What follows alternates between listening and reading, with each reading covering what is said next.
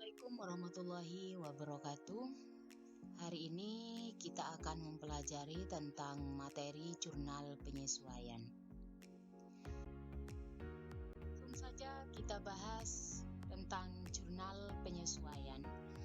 Jurnal penyesuaian itu adalah ayat jurnal yang dibuat untuk menyesuaikan saldo-saldo akun yang ada di neraca saldo agar menunjukkan saldo yang sebenarnya pada akhir periode akuntansi. Artinya, setelah penyusunan neraca saldo pada suatu periode akuntansi selesai dilakukan, ada beberapa saldo pada neraca saldo itu dapat langsung dipindahkan ke laporan keuangan, tetapi ada juga beberapa saldo perkiraan tertentu yang memang harus disesuaikan dengan keadaan yang sebenarnya. Nah, perkiraan tertentu tersebut disesuaikan dengan cara membuat yang namanya ayat jurnal penyesuaian. Itulah sebabnya kenapa ayat jurnal penyesuaian itu harus dilakukan. Kita langsung ke pembahasan selanjutnya terkait dengan akun-akun apa saja yang memerlukan jurnal penyesuaian. Akun-akun yang memerlukan jurnal penyesuaian, yang pertama itu ada akun beban yang masih harus dibayar, yang kedua ada pendapatan yang belum diterima, yang ketiga ada penyusutan atau depresiasi aset tetap, dan yang keempat ada beban dibayar di muka, dan yang kelima pendapatan diterima di muka, dan yang keenam itu adalah perlengkapan. Ini adalah nama-nama akun yang memerlukan jurnal penyesuaian yang biasanya seringkali muncul.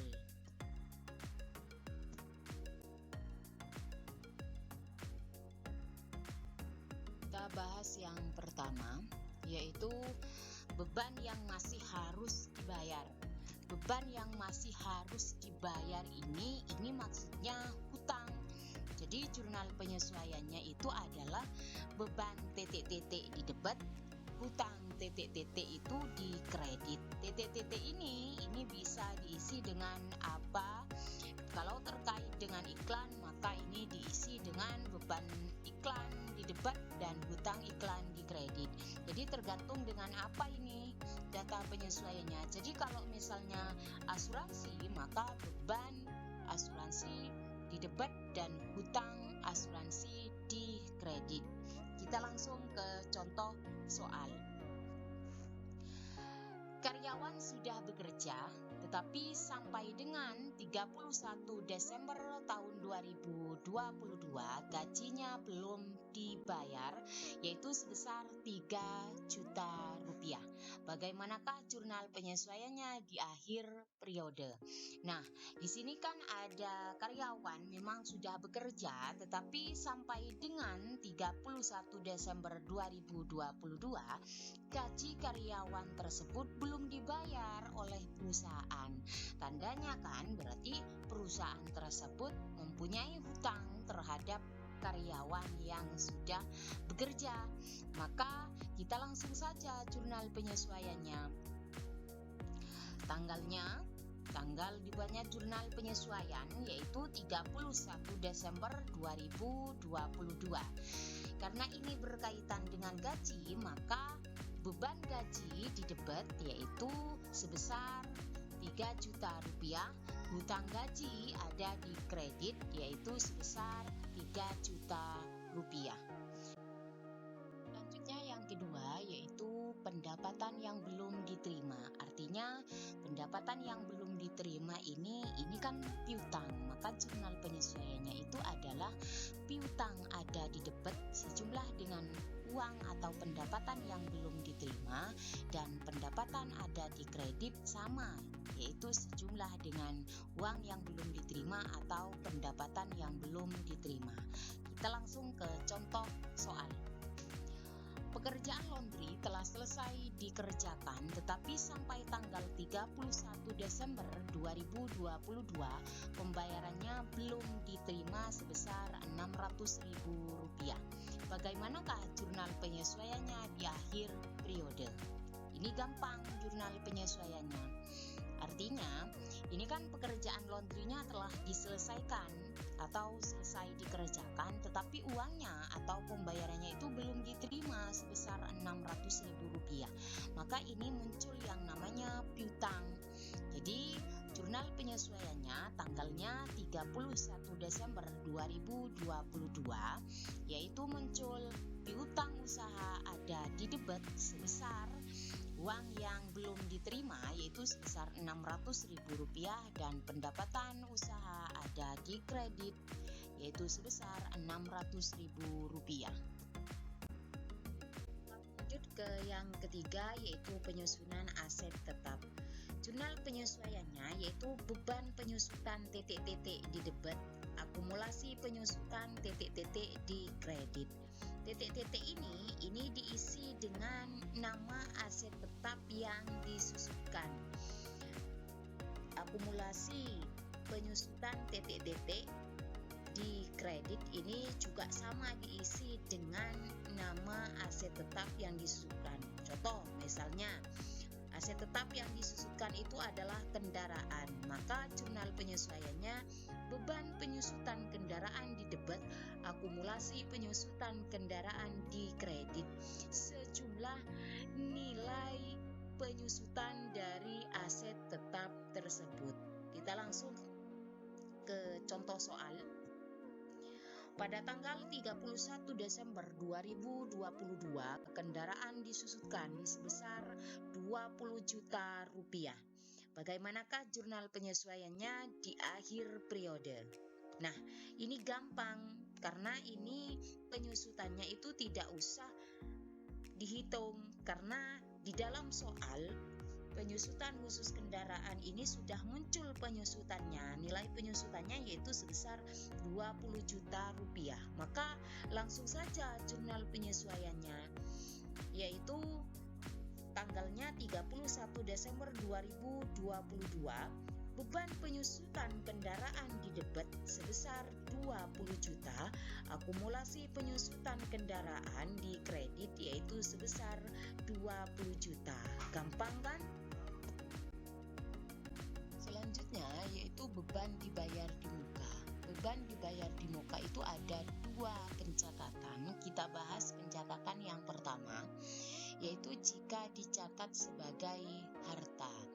Jika dicatat sebagai harta atau pendekatan neraca, maka jurnal penyesuaiannya itu adalah beban titik-titik di debit, titik-titik dibayar di muka di kredit, sejumlah yang terpakai atau sejumlah beban.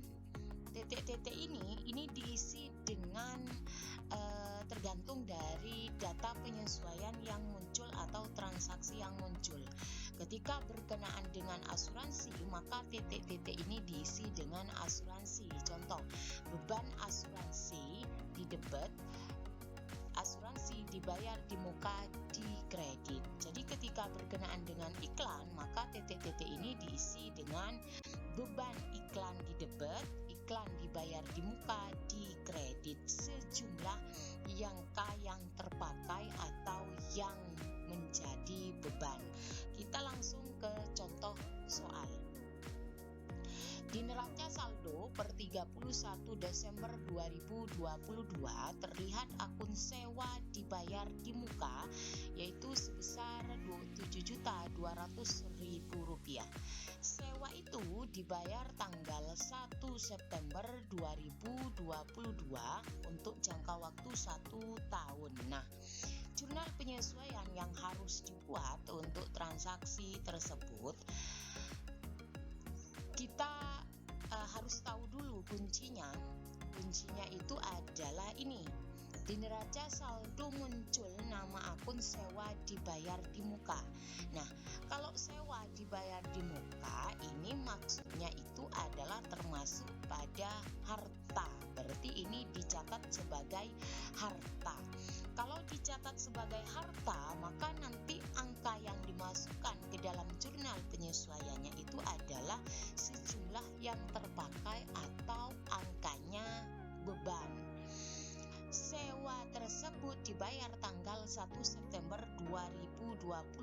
jangka waktunya 1 tahun, yaitu pembayarannya 1 September 2022, 1 tahun berarti berakhir 1 September 2023.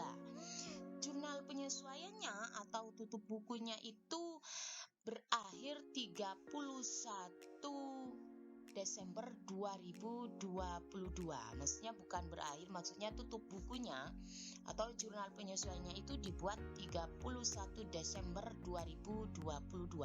Berarti dari September 2022 ke 31 Desember 2022, berarti ini yang terpakai atau yang sudah menjadi beban. Sedangkan dari Januari sampai September 2023 ini masih sisa, artinya yang belum terpakai atau yang disebut dengan sewa dibayar di muka, yaitu selama 8 bulan. Jadi ingat, kalau dicatat sebagai harta atau akun yang muncul di neraca saldo sewa dibayar di muka, tandanya itu dicatat sebagai harta.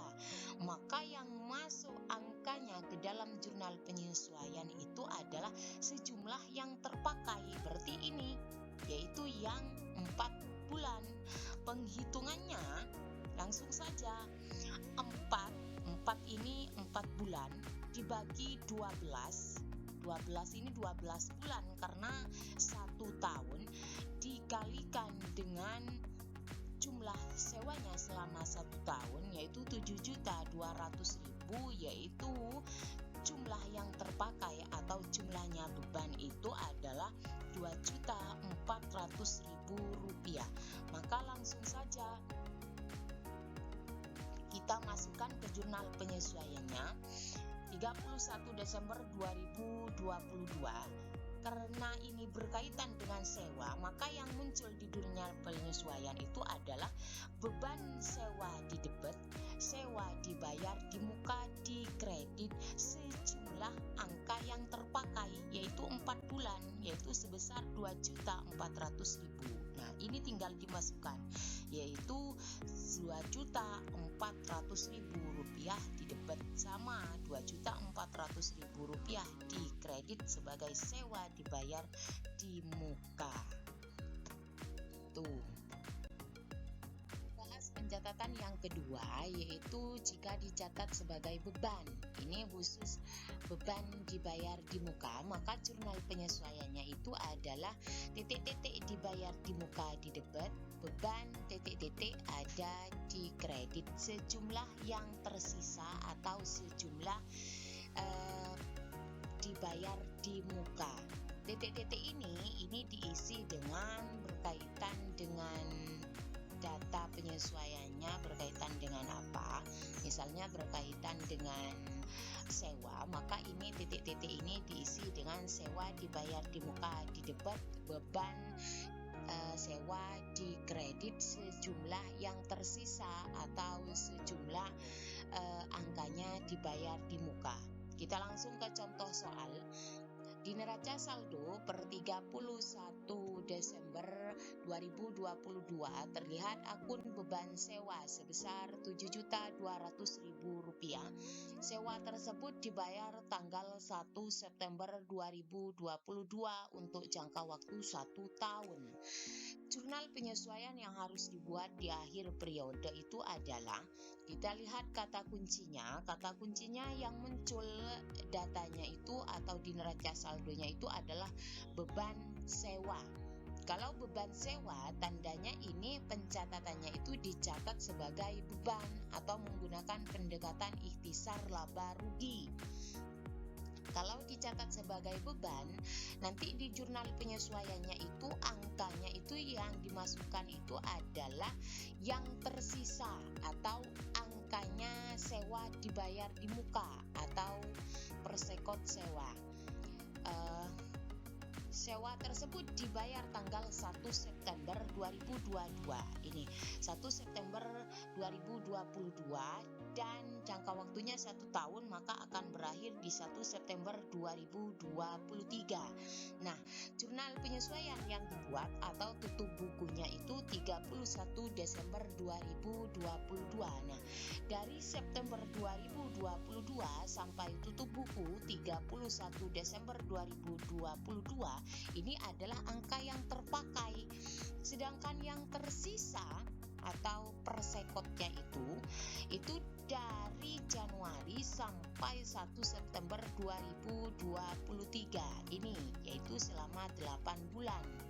Kita ingat tadi kalau pencatatannya itu dicatat sebagai beban, maka angka yang dicantumkan di jurnal penyesuaiannya itu adalah sejumlah yang tersisa atau yang dibayar di muka, yaitu sebesar 8 bulan. Maka penghitungannya langsung saja. 8 ini maksudnya itu adalah 8 bulan yang menjadi persekot atau sisanya dibagi 12 bulan, karena jangka waktunya itu kan 1 tahun, berarti 1 tahun ada 12 bulan, dikalikan jumlahnya sewa atau angkanya sewanya selama 1 tahun 7.200.000 rupiah, maka sama dengan 4.800.000 rupiah. Ini yang disebut dengan sisanya. Maka langsung saja kita masukkan ke jurnal penyesuaiannya. Tanggalnya 31 Desember 2022.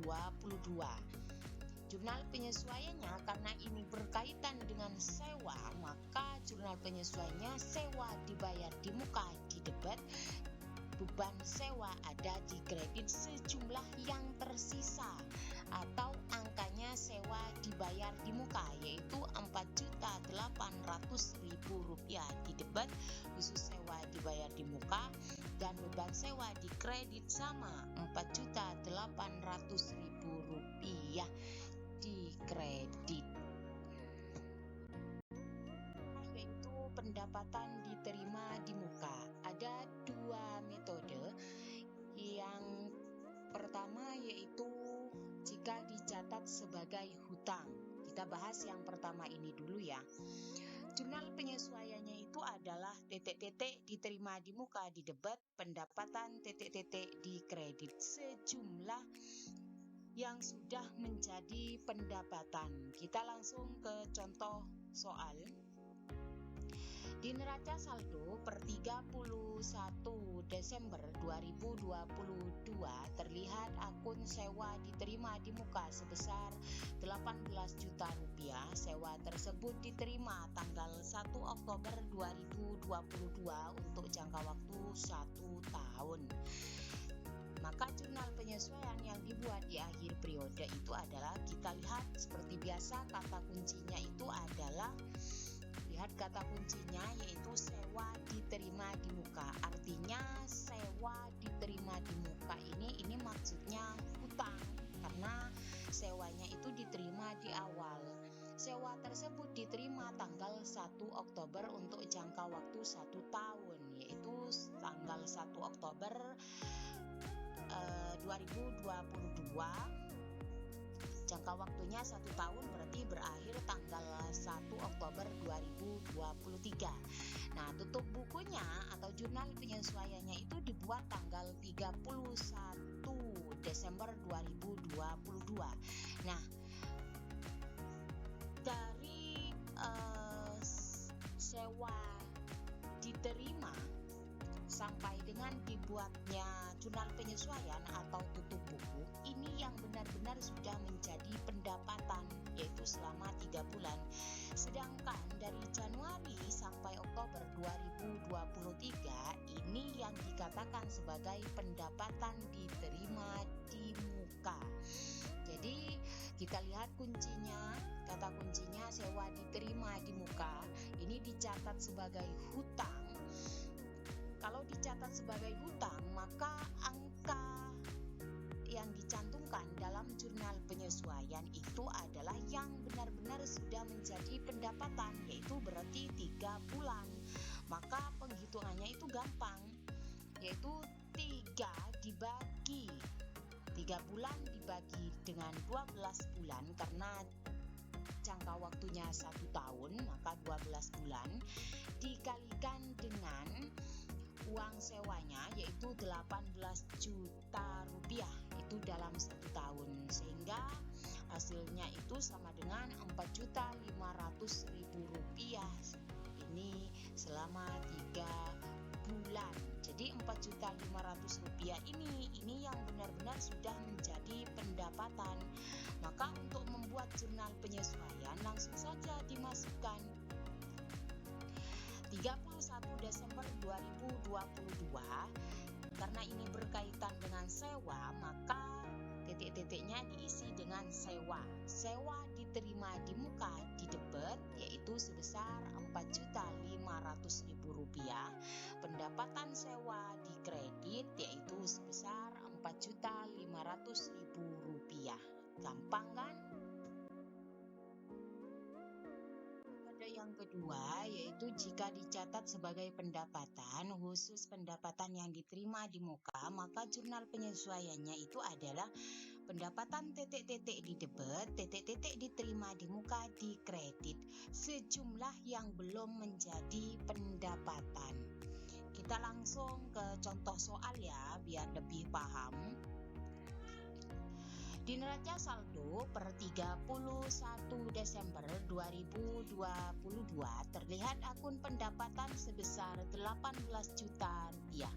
Sewa tersebut diterima tanggal 1 Oktober 2022 untuk jangka waktu 1 tahun. Nah, jurnal penyesuaian yang dibuat di akhir periode itu adalah, kita lihat kata kuncinya itu akun apa yang muncul. Yang muncul itu adalah akun pendapatan. Kalau akun pendapatan ini tandanya itu dicatat sebagai pendapatan. Kalau dicatat sebagai pendapatan, maka jumlah atau angka yang ada di dalam jurnal penyesuaian itu adalah angka yang belum menjadi pendapatan. Sewa tersebut diterima tanggal 1 Oktober. 1 Oktober 2022 ini untuk jangka waktu 1 tahun. Berarti terakhir tanggal 1 Oktober 2023. Itu kalau 1 tahun. Dan tutup bukunya itu 31 Desember 2022. Nah, dari Oktober ke Desember ini merupakan pendapatan. Artinya 3 bulan ini yang benar-benar menjadi pendapatan. Sedangkan dari Januari ke Oktober tanggal 1 2023 ini yang disebut dengan pendapatan diterima di muka atau hutang, yaitu selama 9 bulan, yaitu 9 bulan. Ini yang dikatakan sebagai pendapatan diterima di muka. Ini tadi di soalnya ini dicatat sebagai pendapatan. Nah, kalau dicatat sebagai pendapatan, maka angka yang diletakkan di jurnal penyesuaiannya itu adalah pendapatan yang diterima di muka. Artinya yang belum menjadi pendapatan, yaitu 9 bulan. Maka penghitungannya yaitu 9 bulan dibagi 12 bulan karena jangka waktunya 1 tahun dikalikan sewa yaitu 18 juta, maka sama dengan 13.500.000. Nah, ini 13.500.000 ini yang dikatakan sebagai pendapatan diterima di muka atau yang belum menjadi pendapatan. Maka tinggal dimasukkan ke jurnal penyesuaiannya 31 Desember 2022 pendapatan sewa di debit. Ini muncul sewa karena ini berkaitan dengan penerimaan sewa, yaitu sebesar 13.500.000. Sewa diterima di muka di kredit, yaitu sebesar 13.500.000. Gampang kan? Selanjutnya yang keenam yaitu perlengkapan.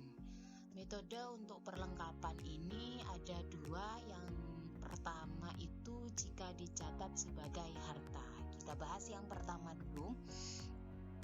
Jurnal penyesuaiannya yaitu beban perlengkapan ada di debit, perlengkapan ada di kredit, sejumlah yang terpakai. Kita langsung ke contoh soal. Di neraca saldo per 31 Desember 2022 ini terdapat akun perlengkapan kantor sebesar 8 juta rupiah. Setelah dihitung, ternyata perlengkapan kantor tersisa hanya 4.500.000 rupiah. Nah, jurnal penyesuaian yang dibuat di akhir periode adalah kata kuncinya itu adalah perlengkapan kantor. Jadi kalau perlengkapan kantor berarti ini dicatat sebagai harta. Kalau dicatat sebagai harta, maka jumlah yang diletakkan di dalam jurnal penyesuaian, angkanya itu adalah angka atau jumlah yang sudah terpakai. Maka kita hitung dulu berapa jumlah perlengkapan yang sudah terpakai. Sisa perlengkapan 4.500.000 rupiah, sedangkan saldo perlengkapannya 8 juta rupiah.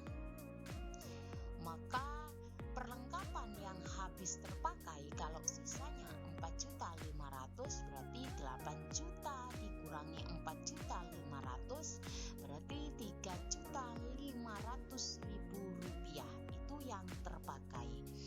Kita langsung ke jurnal penyesuaiannya 31 Desember 2022.